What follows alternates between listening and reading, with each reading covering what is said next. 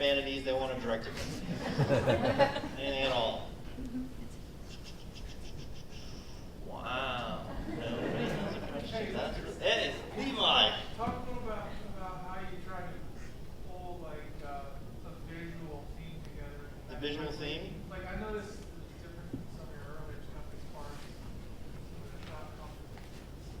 Yeah, I'm a big fan of the shot composition, and your theme should fit your movie. So if you make 300, your next movie should not look exactly like 300, just because that's your style. So a lot of that is Dave Egger. He did the cinematography, and he set up a whole thing. And a lot of it, where we were improvising things, is we would set up a shot, and we would go, well, how do we shoot this? And then we'd go, oh, look, there's a door frame here. Let's put her in the door frame.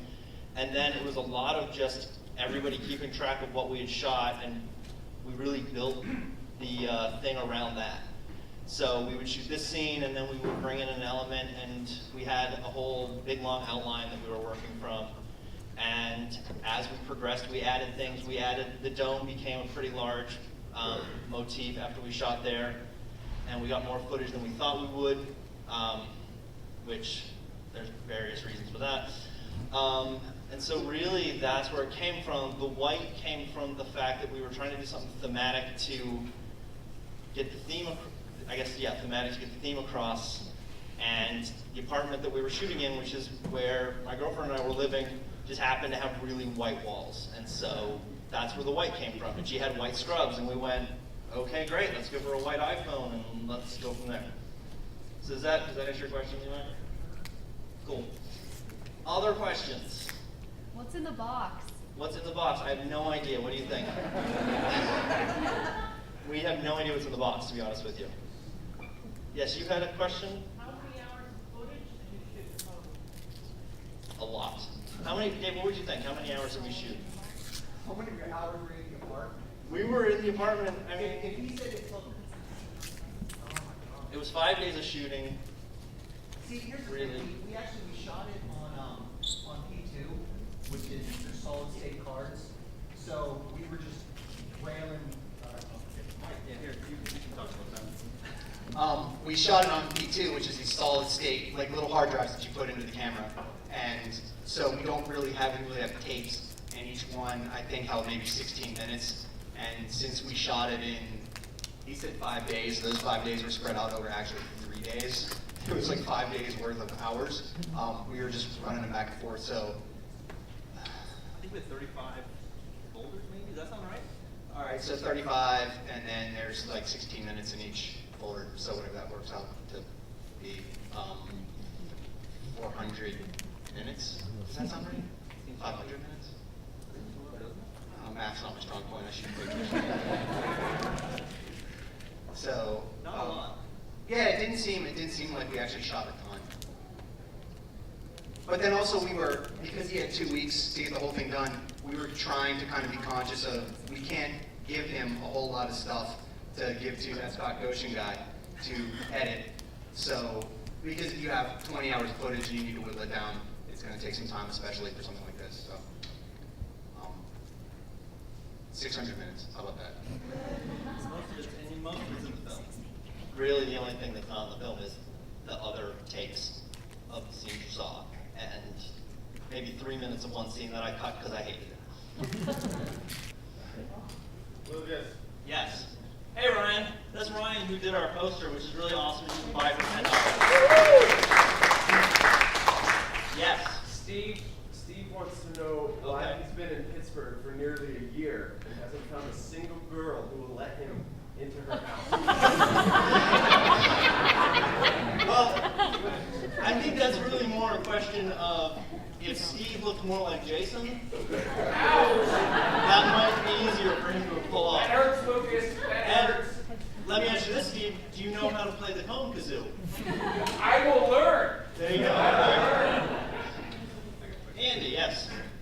So I understand that like the 2 weeks and the low budget is kind of tied into what this is. Right. But if somebody came up to you and said, you know, like you can have as much money as you want, you can have as much time as you want. I like the basic ideas of the story. I want you to go ahead and I want you to do something with it. Here's Right. $1 million. I mean, roughly, you know, briefly, like what are the sorts of things that you would, you know, the first thing that come to mind in terms of what you would do differently? I think we would have written a few more scenes. Basic things like that, taken more time. I mean, it's a lot of things where the first scene in the dome, we had 10 minutes to shoot that. So we just ran around for 10 minutes and, you know, our sound would have been better with more money. I think story-wise, we would have done a lot of the same stuff. There was a big group of people working on it who wanted to tell the backstory, because we wrote a whole backstory. And I decided that on our time constraints, doing the backstory wasn't really feasible, at least doing it in any way that was convincing. So I said, let's make it as open-ended as possible and go from there. So we may have answered a few more questions. We may have, you know, got a steady cam, put the camera on tracks, you know, basic stuff like that, but I think really other than maybe fleshing out the story a little bit and maybe taking it to like 100 minutes with, and maybe a little less shots with no dialogue of people walking around, that would have really been most of what we would have changed. Rachel would have needed a trailer, though. That would have helped too. She would have liked that. I think really, unless someone else who worked on it has something they would have added if we'd had time and money. More now. We'd had someone else edit it. Any other questions? Yes, person who I just met and I can't remember their name. Amy. Amy. Okay. The significance of him never to Aha. Good catch.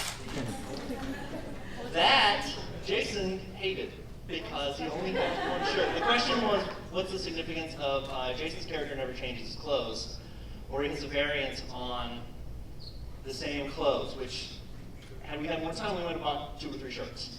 That would be the same. And then it was really hot. We shot in May, and it was, you know, we turned the air conditioning on while we have the lights, while we're not running the camera, and crank it up full volume.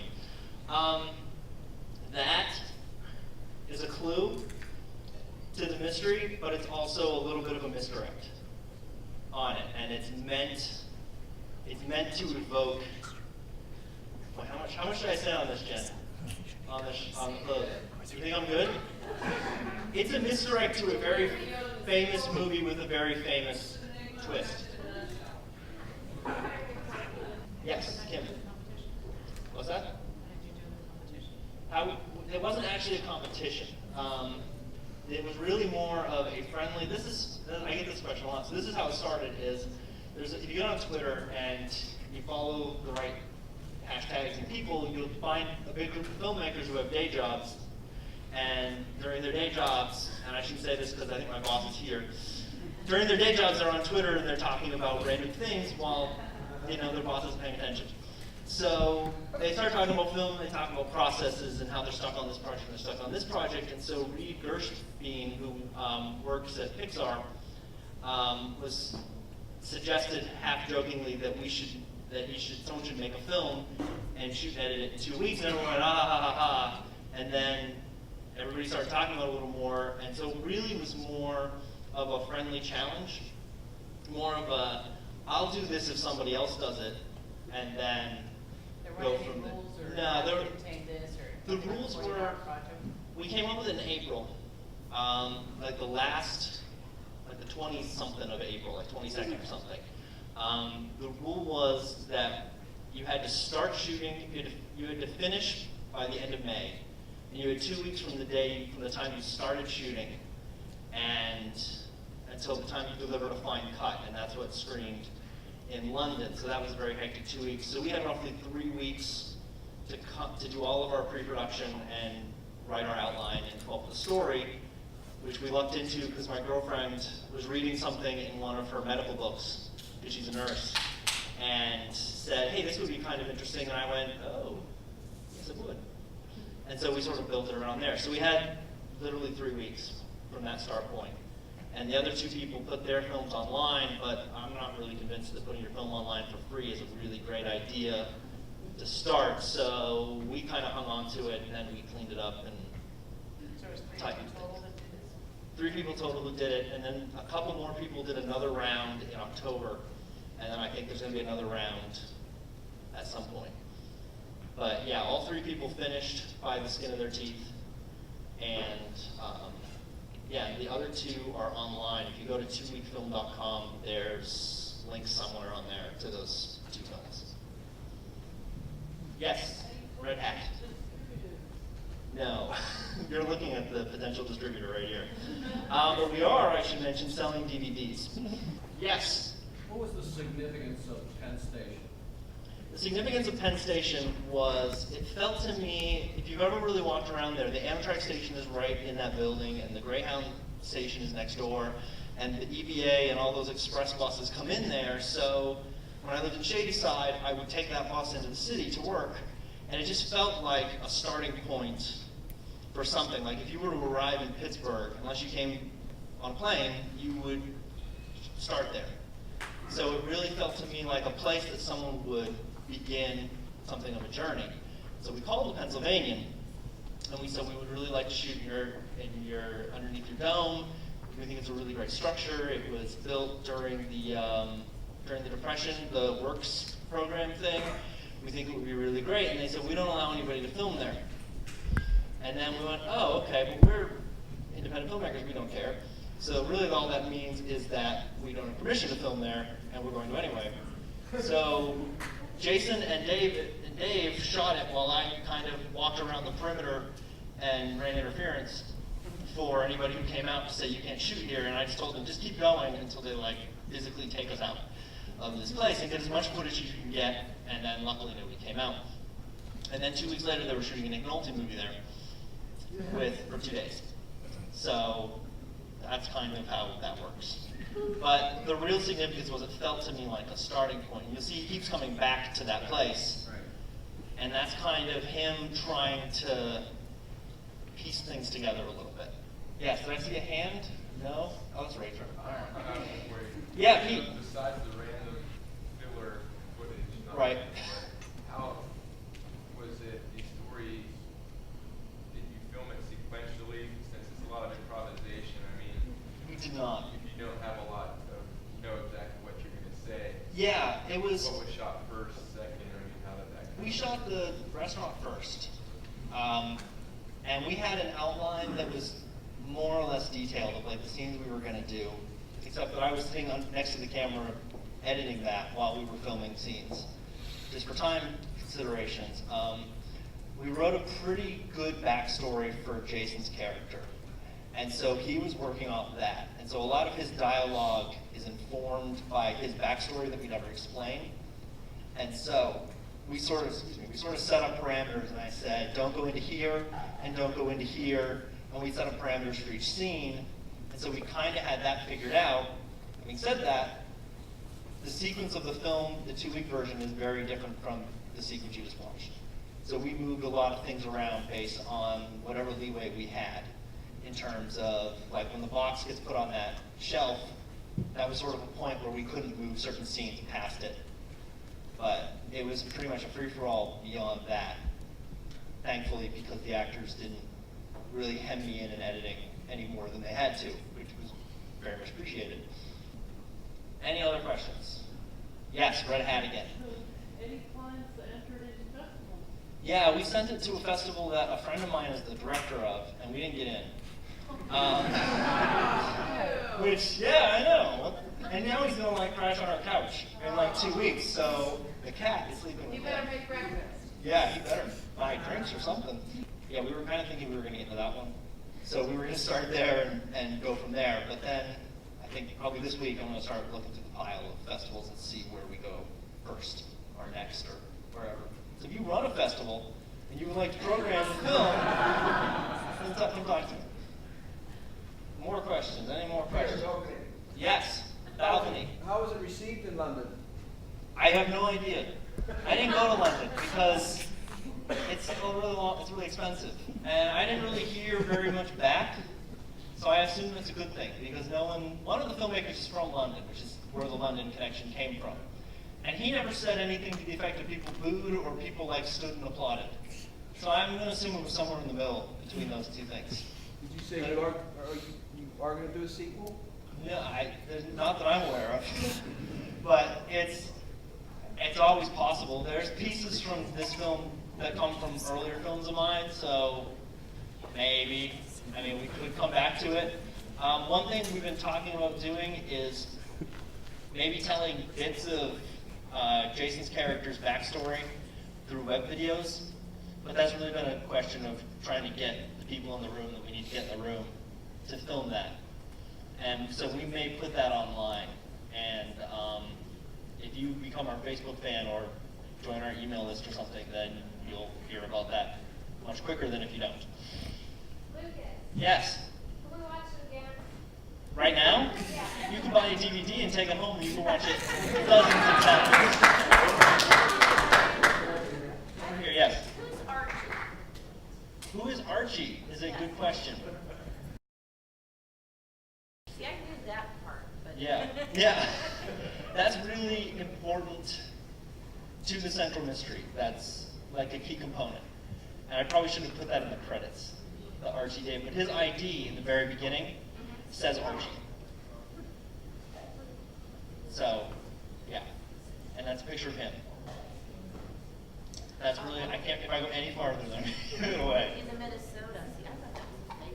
There's significance to every bit of that license. Archie from Minnesota.